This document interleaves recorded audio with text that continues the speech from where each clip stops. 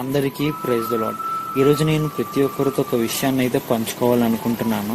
నేను మీకు చెప్పిన విధంగా దేవుని మహాకృప వలన దేవుడు నాకు ఇచ్చిన జ్ఞానము ద్వారా సొంతంగా 3 పాటలు రాసే జ్ఞానమును దేవుడు నాకు ఇచ్చాడని నేను చెప్పి ఉన్నాను. కానీ దేవుడు నాకు ఇచ్చిన జ్ఞానము ద్వారా నేను 8 పాటలు రాయడము జరిగినది.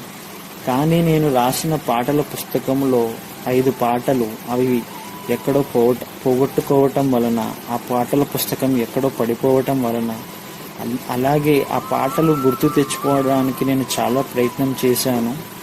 అయితే అందులో కొన్ని లిరిక్స్ నాకు గుర్తు రాకపోవటం వలన నేను ఇప్పటి వరకు 3 పాటలు మాత్రమే ప్రతి ఒక్కరికి నేను చూపించడం జరిగింది, తెలియజేయడం జరిగింది. కానీ నా దేవుని మహాకృప వలన, దేవుని ప్రేమ వలన నేను రాసుకున్న మిగతా పాటలు కూడా, ఆ పుస్తకం ఏదైతే ఉందో అది నాకు దేవుని కృప వలన దొరకటం వలన నేను రాసుకున్న పాతవి కొత్త పాటలు కలిపి 8 పాటలు, అంటే 2020 సంవత్సరాల నుంచి నేను ప్రతి సంవత్సరం నా పుట్టినరోజున ఉపవాసం ఉండి, దేవునికి ఉపవాసం ఉండి ఆ రోజు దేవుని ప్రార్థించి, దేవుడు నాకు ఇచ్చిన జ్ఞానము ద్వారా ఆ రోజు ప్రతి ఒక్క పాట రాశాను.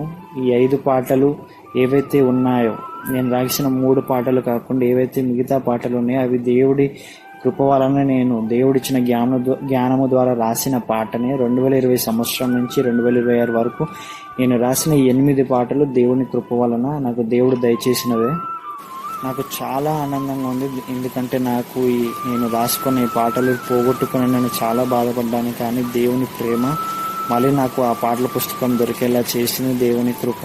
అందుకు దేవునికి వేలాది కృతజ్ఞతాస్తుతులు చెల్లిస్తున్నాను.